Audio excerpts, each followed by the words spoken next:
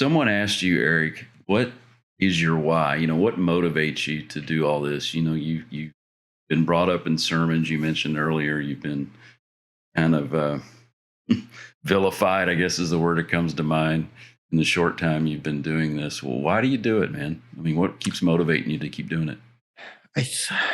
I mean, it just is the right thing to do, and that's where that was the frustration for me as speaking specifically to the advocacy work. Like when I was a teenager, realizing this is wrong, and seeing people around me in their 50s and 60s and who had been in ministry for decades going, no, it's not a big deal. You need to calm down. And,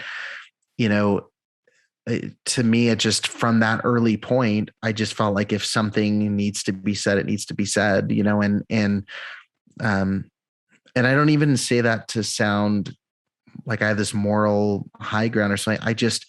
I can't not talk about it. And this is something that people, I ask people, who were in it for longer than me and didn't say anything for a long time or didn't know what to do. I'm just like, how do some people feel that instantly and some people don't?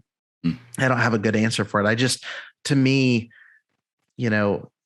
I've tried to explain, it's there. Like I like, as long as I know that this is happening and as long as I know that there's people that I know and people who've been, people who I've maybe because a result of me inviting somebody, now they're there, or as long as there's people in these churches and these abuse cases are happening, I'd feel guilty if I didn't let them know, like, hey, the building's on fire. It just seems like it should be more of a focus. And, frankly, in a lot of these churches, the pastors aren't doing it. So someone has to. Sure.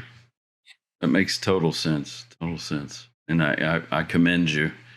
It's not the kind of work I could do and get up and be motivated by. So it's draining for sure. Yeah. I get why people don't want to do it.